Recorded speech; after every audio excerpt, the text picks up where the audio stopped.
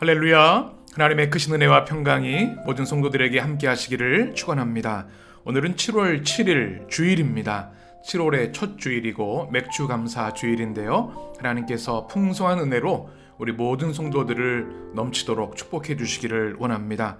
오늘은 예레미야 29장 15절에서 32절의 말씀으로 거짓 선지자들의 최후라는 제목으로 말씀을 나누려고 합니다. 우리는 어제의 말씀을 통해서 예레미야 예언의 말씀을 들었습니다.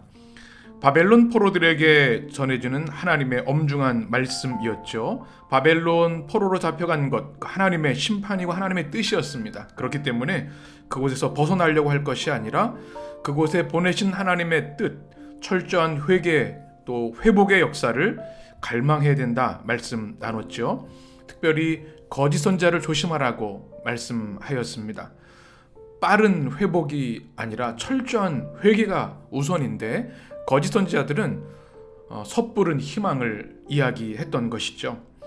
거짓 예언을 조심하고 70년이 되어야 돌아오게 될 것이다 라고 하는 예레미야의 이 말씀을 우리가 어제 들었는데요. 우리에게도 주시는 동일한 메시지 또 의미가 뜻이 있는 줄 믿습니다. 우리는 철저한 회개를 때로는 회피하고 싶어하는 마음이 생깁니다.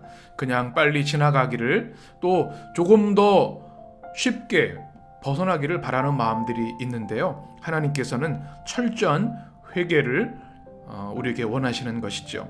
이스라엘 백성이 우상을 떠나고 주의 말씀에 불순종한 것을 벗어버리고 모든 죄와 음행을 벗어버리고 철저하게 회개해야만 진정한 회복의 은혜를 경험할 수 있기 때문에 그렇습니다. 우리 모든 성도들에게도 진정한 회개를 통한 회복의 은혜가 임하게 되시기를 간절히 축원합니다. 오늘 말씀을 보게 되면 이제 바벨론에서 선지자를 일으키셨느니라 말씀하면 16절에 보면 이제 유다의 남은 자들에게 주시는 말씀을 우리에게 들려줍니다. 16절을 보면 다윗의 왕자에 앉은 왕과 이 성에 사는 모든 백성 곧 너희와 함께 포로되어 가지 아니한 너희 형제에게 여호와께서 이와 같이 말씀하셨느니라. 아멘. 하나님이 주시는 말씀이 뭔가 하면 지금 유다에 남아있는 사람들입니다. 바벨론 포로로 잡혀가지 않고 지금 그 예루살렘 성에 남아있는 이들, 포로되지 않은 이들, 그들을 향해 주시는 말씀입니다. 그들은 우리는 그래도 영적으로나 또 도덕적으로 하나님께 바르게 살았기에 우리는 포로로 잡혀가지 않았다라고 하는 자기들만의 위안을 가지고 있던 사람인데요. 그들을 향해 주는 뭐라고 말씀하실까요? 17절 말씀을 보면 만군의 여호와께서 이와 같이 말씀하시되 보라 내가 칼과 기근과 전염병을 그들에게 보내어 그들에게 상하여 먹을 수 없는 몹쓸 무화과 같게 하겠고. 아멘. 무서운 심판에 대한 말씀입니다. 우리는 좀 나으니까 포로로 잡혀가지 않았겠지. 남은 자들은 자기 스스로 그런 위안을 삼고 있었고 우월의식을 가지고 있었는데요. 그것이 아니라는 말씀입니다. 여전히 죄 가운데 있고 우상을 섬기고 하나님의 말씀에 거역하는 너희들, 지금 포로로 잡혀가진 않았지만 너희도 하나님의 심판을 면할 수 없다. 철저하게 회개하라, 그런 말씀입니다. 우리가 하나님의 회개, 예레미야에 나오는 그 삼중 그 회개의 말씀을 그 재앙을 우리가 기억하는데요. 바로 칼과 기근 전염병, 하나님의 엄중한 심판을 말합니다. 18절에도 보면 칼과 기근 전염병이 또 한 번 반복됩니다. 그리고 이스라엘을 향해서 무화과 같이 이렇게 비유를 합니다. 어떻게 말씀합니까? 상하여서 먹을 수 없는 몹쓸 무화과 같게 하겠고. 이스라엘 백성들, 하나님을 떠나고 반역하고 불순종하고 죄악을 일삼는 그들은 몹쓸 무화과 같게 될 것이다. 여기서 상하였다고 하는 것, 해롭다고 하는 것, 아무 쓸모없는, 정말 하나님의 엄중한 심판을 받을 수밖에 없다. 주님께서 예레미야를 통해서 주시는 말씀입니다. 그리고 18절에 보게 되면 저주와 경악과 조소와 수모의 대상이 될 것이다. 그 이유가 무엇인지 19절에서 이렇게 말씀합니다. 19절 말씀입니다. 여호와의 말씀이니라 너희들이 이 내 말을 듣지 않았기 때문이니라. 내가 내 종 선지자들을 너희에게 꾸준히 보냈으나 너희는 그들의 말을 듣지 않았느니라. 여호와의 말씀이니라. 아멘. 그들에게 칼과 기근과 전염병의 그 심판이 임할 뿐만 아니라 저주와 경악과 조소와 수모의 대상이 되게 하는 이유가 무엇입니까? 하나님의 말씀을 듣지 않았기 때문에. 하나님께서 많은 선지자들을 통해서 끊임없이 회개에 대한 말씀, 심판에 대한 말씀, 돌이키고 회개하면 그들이 누리게 되는 회복과 구원의 은혜가 있다고 하는 말씀을 들었음에도 불구하고 듣지 않고 불순종했다는 말씀입니다. 하나님의 말씀에 불순종할 때 얼마나 무서운 심판이 임하는지 다시 한번 우리에게 주시는 말씀입니다. 우리가 이 말씀을 기억해야겠습니다. 우리도 때로는 우리에게 편한 말씀, 위로가 되는 말씀, 뭔가 나에게 도움이 되는 말씀, 내 기대에 부응하는 말씀만을 듣고자 합니다. 그런데 하나님의 말씀은 축복의 말씀, 평안의 말씀, 위로의 말씀도 있지만 무서운 심판의 말씀이 있음을 우리는 꼭 기억해야 합니다. 죄에 대해서는 말씀이죠. 터럭만한 죄도 우리는 미워하고 그 죄를 회개하지 않으면 하나님 앞에 나갈 수 없는 것이죠. 철저한 회개가 있어야만, 선행되어야만 하나님의 진정한 구원과 회복이 있음을 꼭 기억하시기를 축복합니다.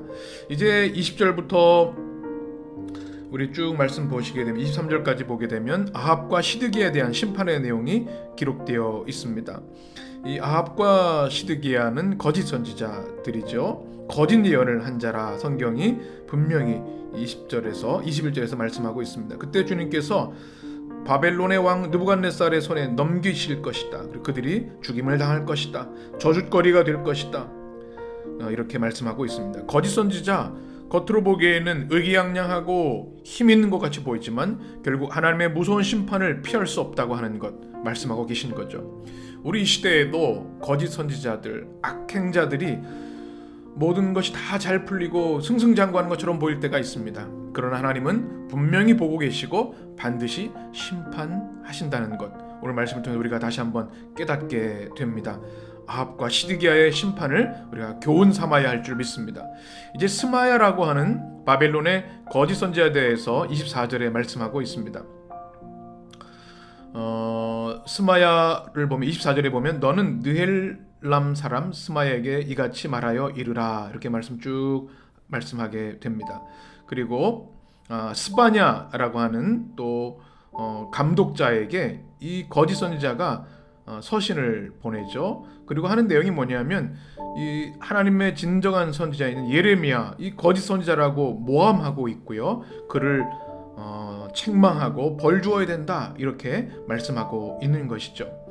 바로 이 거짓 선지자 스마야는 스바냐를 통해서 하나님의 종 예레미야를 모함하고 있는 겁니다.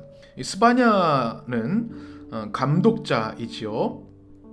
오늘 말씀을 보시게 되면 25절에 보면 26절이죠. 여호와의 성전 감독자라고 이렇게 하는 것을 통해서 스바냐의 역할을 알 수 있습니다. 그러니 당신이 판단해서 예레미야를 처벌하시오, 이렇게 말하고 있는 거죠. 그런데 29절에 보면 이 스바냐가 오히려 예레미야, 진정한 종, 참된 하나님의 예언자인 예레미야에게 이 내용들을 이야기해 줍니다. 그때 여호와의 말씀이 예레미야에게 임합니다.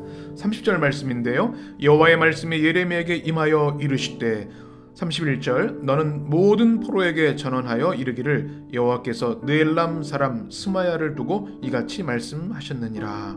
아멘. 제사장 스바냐가 예레미야에게 스마야의 글을 보여주었을 때 주의 말씀이 임하셔서 예언을 주셨는데, 그것이 뭐냐면 이 거짓 선지자 스마야가 어떻게 될 것인가, 그의 무서운 그가 심판을 받을 거라고 하나님의 말씀입니다.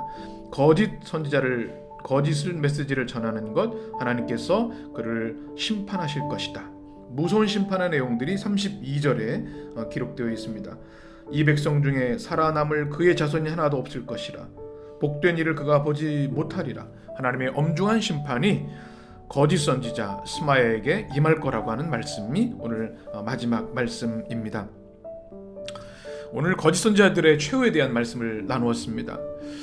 하나님의 말씀이 얼마나 엄중하고 중요한가 다시 한번 깨닫게 됩니다.